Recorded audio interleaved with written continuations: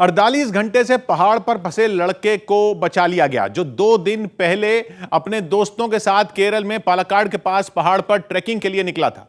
लेकिन पैर फिसलने की वजह से वो वहां एक बड़ी दरार में फंस गया, जिसकी जानकारी मिलने पर सेना की टीम ने रेस्क्यू ऑपरेशन शुरू किया, जिसके लिए सबसे पहले ड्रोन कैमरे की मदद से पहाड़ पर फंसे लड़के की सटीक लोकेशन का पता लगाया गया। इसके बाद पूरे साजो सामान के साथ पहुंची सेना की टीम ने उसके पास पहुंचने की कोशिश शुरू कर दी। हालांकि पहाड़ की खतरनाक ढलान की वजह से उनके लिए यह अभियान आसान नहीं रहा।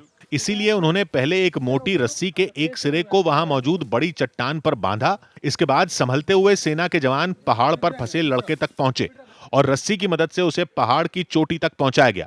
जैसे ही सेना के जवान उसे लेकर चोटी पर पहुंचे, वहां मौजूद बचाव टीम ने तालियां बजाकर उनका स्वागत किया। वहीं लड़के के चेहरे पर भी जान बचने की खुशी साफ दिखाई दी। उसने बार बार सेना के जवानों को चूमा और आभार जताया। Very thanks Indian army. इससे पहले हेलीकॉप्टर की मदद से भी पहाड़ पर फंसे लड़के तक पहुंचने की काफी कोशिश की गई, लेकिन आसपास ऊंचे पहाड़ होने की वजह से सफलता नहीं मिल पाई। यही नहीं, सेना के पहुंचने से पहले पुलिस और एसडीआरएफ की टीमें भी कई घंटों तक पहाड़ पर फंसे लड़के को बचाने की कोशिश में जुटी रहीं, लेकिन जब उनको कामयाबी नहीं मिली तो राज्य सरकार ने सेना से मदद मांगी। और जब सेना के जवानों ने काफी देर की मेहनत के बाद लड़के को सुरक्षित बाहर निकाल लिया, तो लड़के के साथ ही उन्होंने भी राहत की सांस ली और रेस्क्यू ऑपरेशन कामयाब होने पर खुशी जाहिर की। वहीं लड़के को पहाड़ से नीचे लाने के बाद डॉक्टरों की टीम ने उसकी मेडिकल जांच भी की और कुछ समय तक निगरानी में रखने के लिए उसे एम्बुलेंस के जरिए अस्पताल भेज दिया गया। कांग्रेस ने सिद्धू की पत्नी को जवाब दे दिया। एक दिन पहले नवजोत कौर सिद्धू ने कांग्रेस के सीएम चेहरे के ऐलान पर नाराजगी जताई थी और नवजोत सिंह सिद्धू को मुख्यमंत्री चन्नी से बेहतर बताया था, जिस पर कांग्रेस नेता राजीव शुक्ल ने साफ कर दिया कि सीएम चेहरे का फैसला लोकतांत्रिक तरीके से हुआ। राहुल जी ने आके सबकी सहमति से, सबसे विचार विमर्श करके फैसला लिया है। इससे पहले सिद्धू की पत्नी ने आरोप लगाया था कि मुख्यमंत्री उम्मीदवार को चुनने में पार्टी ने योग्यता को तवज्जो नहीं दी। Your merit, your education, your work, your honesty, all these things should be counted. यही नहीं, नवजोत कौर सिद्धू ने खुलकर सिद्धू को ही मुख्यमंत्री पद के लिए सही चेहरा बताया था। बीजेपी उम्मीदवार पर हमले का वीडियो वायरल हो गया। यह हमला एक दिन पहले यूपी के बागपत की छपरौली सीट से बीजेपी प्रत्याशी सहेंद्र रमाला के रोड शो के दौरान हुआ था, जिसका एक वीडियो भी सामने आया, जिसमें सड़क किनारे खड़े कुछ लोग बीजेपी प्रत्याशी सहेंद्र रमाला के रोड शो में शामिल गाड़ियों पर हमला करते दिखाई दिए। ये सब कुछ इतना अचानक हुआ कि किसी को संभलने का मौका नहीं मिला। हमलावरों में एक ने रोड शो में शामिल एक शख्स को पकड़ लिया और वो उसकी डंडे से पिटाई करता नजर आया। ये देख रोड शो में शामिल बाकी गाड़ियों को फौरन रोक दिया गया, लेकिन कुछ देर बाद जब फिर से इन गाड़ियों ने आगे बढ़ने की कोशिश की तो हमलावरों ने इस बार फूलों से सजी बीजेपी उम्मीदवार की गाड़ी को निशाना बनाया।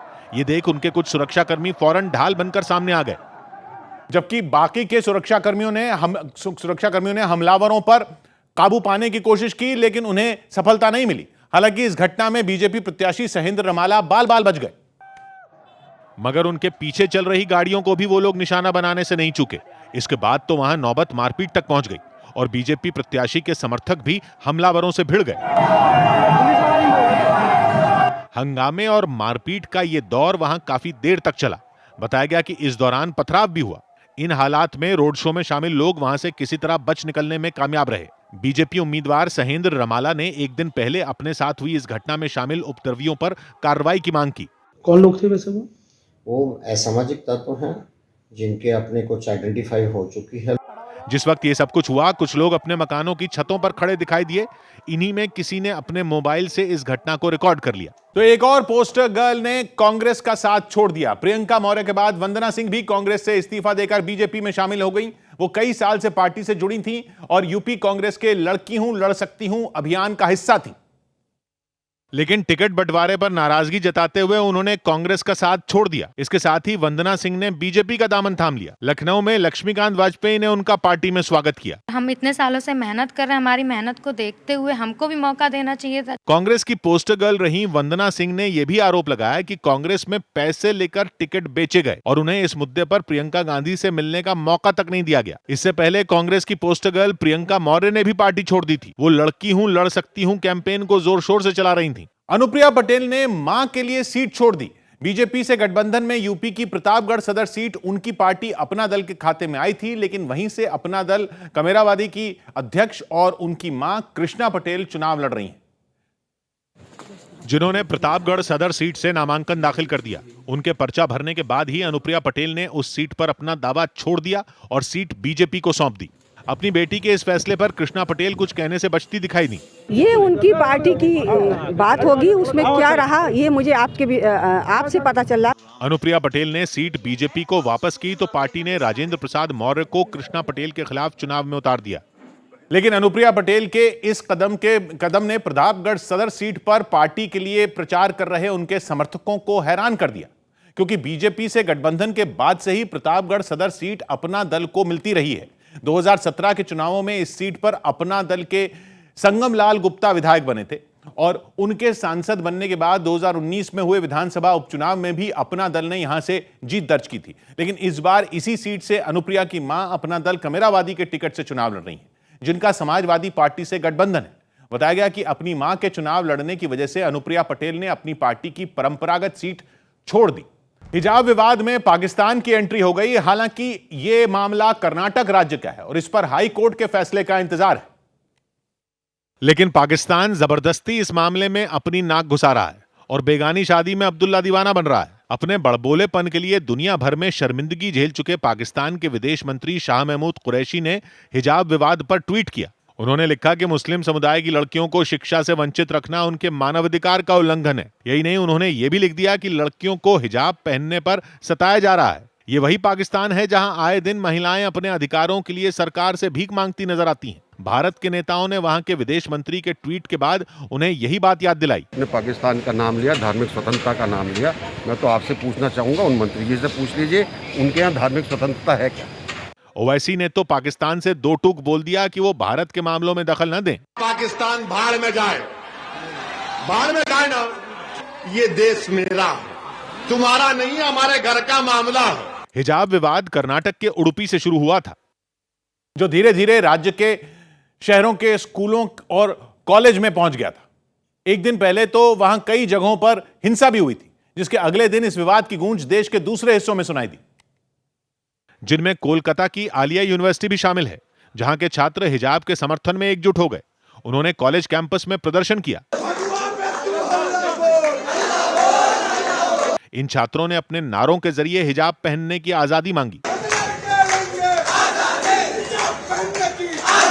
हैदराबाद में भी मुस्लिम समुदाय की लड़कियों ने प्रदर्शन किया, तो वहीं कर्नाटक के कलबुर्गी में हिजाब पहनने के समर्थन में बड़ी रैली निकाली गई। हिजाब विवाद की वजह से कर्नाटक में तनाव बढ़ चुका है और राज्य सरकार 3 दिन के लिए स्कूल और कॉलेज बंद करने का आदेश दे चुकी है। इस बीच इस मामले पर चढ़ा सियासी रंग और गहरा गया। एक दिन पहले कांग्रेस नेता श्रीनिवास ने प्रदर्शन के दौरान एक लड़की के नारे लगाने का एक वीडियो भी शेयर किया था, जिसमें वो भगवा गमछा लहराते लड़कों के सामने अल्लाह अकबर के नारे लगाती सुनाई दी थी। इस वीडियो में लड़की के आसपास कई प्रदर्शनकारी नजर आए जो भगवा गमछा पहने हुए थे और नारे लगा रहे थे। कांग्रेस नेता श्रीनिवास ने जिस घटना का वीडियो शेयर किया था वो कर्नाटक के मंड्या की बताई जा रही है और वीडियो वायरल होने के अगले दिन उसमें नारे लगाने वाली लड़की भी सामने आ गई। उसने मीडिया से बात करते हुए यह साफ कर दिया कि उसकी मंशा विवाद को बढ़ावा देने की नहीं थी और वो केवल शिक्षा के अधिकार के लिए लड़ रही थी। यही नहीं, सवालों के जवाब में उसने स्कूल और कॉलेजों में हिजाब पहनने की मांग को सही ठहराया। Everyone has a right to follow their culture, so hijab is a priority. लेकिन कर्नाटक के शिक्षा मंत्री ने लड़की के कॉलेज कैंपस में अल्लाह अकबर का नारा लगाने पर आपत्ति जताई और तर्क दिया कि जब वो चिल्ला रही थी तो उसके आसपास कोई नहीं था। She was shouting Allahu Akbar. There was not even a single student around her. What was the provoke? What was the why she provoke? Karnataka सरकार कॉलेज कैंपस में किसी भी तरह की नारेबाजी पर सख्त दिखाई दे रही है। हालांकि ये मामला अदालत में है, लिहाजा सरकार को उसके फैसले का इंतजार है, क्योंकि उसके बाद यह साफ हो जाएगा कि कर्नाटक के स्कूलों में हिजाब पहनकर आने की इजाजत मिलेगी या नहीं।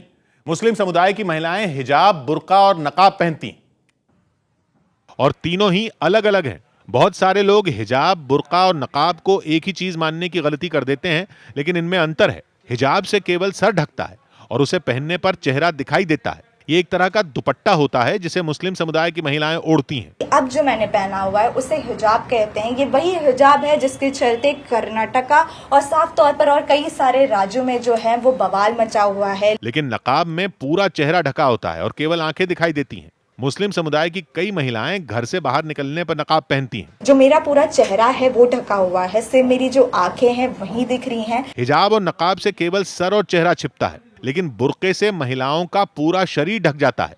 बुर्का बहुत ही ढीला ढाला होता है जिसे पहनने का मकसद होता है महिलाओं का पूरा शरीर ढकना। एक तरह से कहें तो हिजाब और नकाब दोनों बुर्के का हिस्सा होते हैं, जिन्हें महिलाएं अलग अलग भी पहनती हैं और अपने इस पहनावे को अपनी संस्कृति का हिस्सा मानती हैं। कर्नाटक के इस मामले पर सियासी बहस भी तेज हो गई। स्कूल में हिजाब पहनने पर राजनीतिक पार्टियों की राय अलग अलग है। कांग्रेस इस मामले पर लगातार कर्नाटक सरकार पर हमलावर है और पार्टी नेता श्रीनिवास के बाद प्रियंका गांधी ने भी खुलकर उस पर निशाना साधा। उन्होंने दो टूक कहा कि हर महिला को अधिकार है कि वो अपना पहनावा खुद चुने। महिला का अधिकार है, वो बिकिनी पहनना चाहे, वो हिजाब पहनना चाहे, वो घूंघट लगाना चाहे, वह साड़ी पहनना चाहे, वह जीन्स पहनना चाहे। तो वहीं बीजेपी ने आरोप लगाया कि कांग्रेस और दूसरे विरोधी जबरदस्ती कर्नाटक के मुद्दे को यूपी में घसीट रहे हैं। उनका विषय उसको हल कर लेंगे, उसका ना किसी राष्ट्रीय नेता से मतलब है, ना मुझसे भी मतलब है, ना यूपी से मतलब है। राजनीतिक पार्टियों की बहस के बीच मुस्लिम धर्मगुरुओं ने भी माना कि इस मामले को तूल देना ठीक नहीं है। सारी दुनिया इस वक्त तरक्की की बात कर रही है, हम आज भी इसी उलझन में हैं कि कौन क्या पहनेगा, कौन क्या खाएगा। कर्नाटक का हिजाब विवाद हाईकोर्ट की बड़ी बेंच को ट्रांसफर कर दिया गया है। यही नहीं, सुनवाई के दौरान कोर्ट ने कोई अंतरिम राहत भी नहीं दी। मुंबई और भुज के बीच उड़ान भरने वाला एक प्लेन एक बड़े हादसे का शिकार होते होते बाल बाल बच गया। हादसा बुधवार की सुबह हुआ जब अलायंस एयर के एक प्लेन ने मुंबई से उड़ान भरी। प्लेन में 70 यात्री होने की बात सामने आई। इन यात्रियों की जान पर आफत तब आई जब प्लेन का एक पुर्जा निकलकर गिर गया। प्लेन के इंजन का ढक्कन, जिसे तकनीकी भाषा में काउल कहते हैं, वो निकलकर गिर गया। लेकिन इस बात की भनक ना तो प्लेन में बैठे लोगों को लगी और ना ही एयरलाइंस के स्टाफ को ही पता चला। बाद में रनवे पर गिरा हुआ प्लेन का पुर्जा दिखा, तब जाकर पायलट को सूचना दी गई कि उसके प्लेन के इंजन का ढक्कन रनवे पर ही गिर गया था। उस वक्त प्लेन आसमान में था और भुज के काफी करीब था। मतलब यह कि वहां से मुंबई लौटना दूर था, जबकि भुज में ही लैंडिंग कराना ज्यादा आसान था। प्लेन के इंजन का यह ढक्कन इसलिए जरूरी होता है ताकि आसमान में उड़ रही कोई भी चीज, धूल या कोई और चीज इंजन से ना टकराए। सुरक्षा के नजरिए से यह एक बहुत बड़ा खतरा माना जाता है। लेकिन अच्छी बात यह हुई कि प्लेन की लैंडिंग भुज एयरपोर्ट पर बिना किसी मुसीबत के हो गई। किसी भी उड़ान से पहले प्लेन की पूरी तरह जांच की जाती है। माना जा रहा है कि प्लेन की जब जांच हुई उसी वक्त इंजन का ढक्कन ठीक से बंद नहीं किया गया, जो प्लेन के चलते ही निकलकर रनवे पर गिर गया।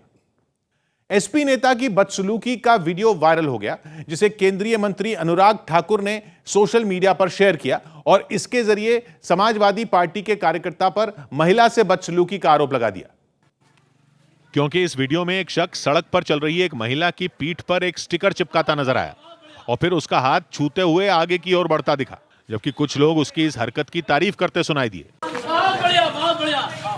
महिला पहले तो खुद अपनी पीठ पर चिपकाए गए स्टिकर को निकालने की कोशिश करती नजर आई, लेकिन जब स्टिकर तक उसका हाथ नहीं पहुंचा तो वो उसे हटाने में अपने साथी की मदद लेती दिखी। वहीं अनुराग ठाकुर ने इस वीडियो के बहाने समाजवादी पार्टी को घेर लिया और एक ट्वीट के जरिए इस घटना को लाल टोपी का काला कारनामा बता दिया। सीएम चन्नी का जोरदार विरोध हुआ। यह विरोध उस वक्त हुआ जब वो चुनाव प्रचार के लिए पंजाब के भदौर पहुंचे, जहां से भी वो चुनाव लड़ रहे हैं। लेकिन उनके आने की जानकारी मिलते ही भारतीय किसान यूनियन उग्राहां के लोगों ने मुख्यमंत्री का रास्ता रोक लिया और उनके काफिले को घेर कर विरोध शुरू कर दिया। हाथों में झंडे लिए इन प्रदर्शनकारियों को सीएम के सुरक्षा कर्मियों ने समझाने की कोशिश की, लेकिन कोई असर नहीं दिखा। देखते ही देखते इन लोगों ने नारेबाजी शुरू कर दी। सड़क की एक तरफ कांग्रेस कार्यकर्ता हाथों में पार्टी के झंडे लेकर मुख्यमंत्री चरणजीत सिंह चन्नी का स्वागत करते दिखे, जबकि सड़क के दूसरी तरफ खड़े किसान संगठन से जुड़े लोगों को पुलिस वाले संभालते नजर आए ताकि मुख्यमंत्री के काफिले को वहां से निकाला जा सके। हालांकि इस प्रदर्शन के बीच ही सीएम ने गाड़ी के अंदर से हाथ जोड़कर पार्टी कार्यकर्ताओं का अभिवादन किया। सिद्धू का मंत्र पढ़ने का वीडियो वायरल हो गया। बताया गया कि यह वीडियो अमृतसर में उनकी एक चुनावी सभा का है, जिसे बीजेपी नेता तेजिंदर पाल सिंह बग्गा ने सोशल मीडिया पर शेयर किया। जिसमें चुनावी सभा के मंच पर बैठे नवजोत सिंह सिद्धू अपनी आंखें बंद कर कुछ मंत्र पढ़ते और हाथों से अलग अलग इशारे करते नजर आए। पहले उन्होंने अपना एक हाथ चेहरे के सामने रखा, इसके बाद उन्होंने अपनी उंगलियों को खास अंदाज में जोड़ा और फिर एक हाथ को चेहरे पर घुमाने के बाद दोनों हाथों को मिलाकर 2 बार अपने बगल की ओर ले जाते दिखाई दिए। ये सिलसिला काफी देर तक चलता नजर आया, जिसका वीडियो सोशल मीडिया पर खूब वायरल हो गया।